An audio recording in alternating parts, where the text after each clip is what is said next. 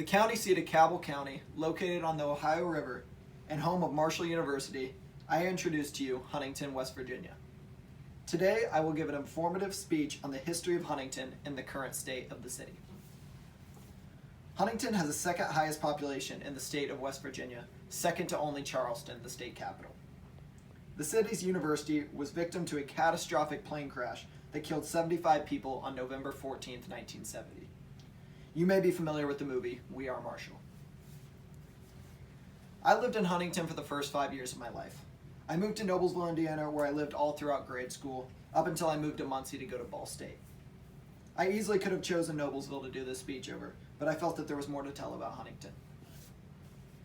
In this speech, I will go into detail on the plane crash that killed many members of Marshall's football team, the current state of Marshall University, and the information on the history of the city itself and where it's at now. The plane crash is the most devastating event in Huntington's history. There were 75 fatalities, 37 players, 25 boosters, and 13 members of the staff. The plane crash to the people of Huntington is the equivalent to how U.S. citizens feel about the Kennedy assassination, or 9/11. Huntington locals that were alive to witness the crash remember where they were and what they were doing when they heard the news. Marshall now used the motto, "We are Marshall," to remember the people that lost their lives and to show honor to them by the passion they have for their school. The motto, "We are Marshall," was also used as the title of the movie made about the horrific plane crash. Like any movie, it isn't a perfect representation of what happened, but it does a good job of showing how it helped unify the city. Now let's talk about the impact the plane crash has on Marshall University today. The plane crash has led to an extremely committed fan base, in spite of not belonging to a Power 5 conference or being a particularly large school. Marshall consistently leads the Conference USA in home football attendance, and they also travel the best for away games in Conference USA. They are also currently in talks to join the American Athletic Conference, a better conference with better teams, due to the revenue for their sports programs bring in from their passionate fan base. Marshall's athletic success allowed them to spend more money on improving the quality of the classes offered by the university. They offer 57 bachelorette programs and 52 master degree programs. They also have 230 recognized student organizations, and that number continues to rise.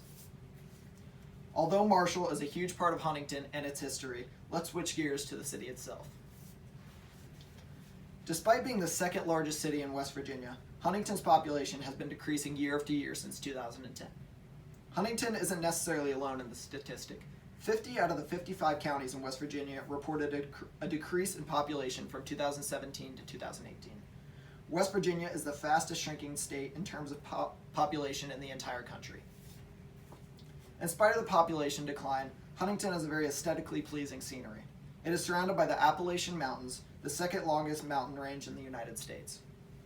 An interesting fact about Huntington is that if you sit on the bank of the Ohio River, you can see Kentucky, Ohio, and West Virginia all at the same time. Despite facing a disastrous plane crash, the people of Huntington never lost their passion towards their university. Marshall continues to grow athletically and academically in spite of all the hardships. In regard to Huntington itself, I think it gets a pretty bad rap for what it actually is. It's a beautiful area with a lot of cool things to see and do. Even though I only lived in Huntington for the first 5 years of my life, I will always consider it my hometown. I still root for Marshall athletic teams like I still live there. I try and visit as much as I can. Ironically enough, I'm here in Huntington right now visiting my family while I give this speech. Even if you've never heard of Marshall or Huntington, or only remember it from the movie We Are Marshall, I hope my speech was able to give you some insight on the city and what the people were able to overcome.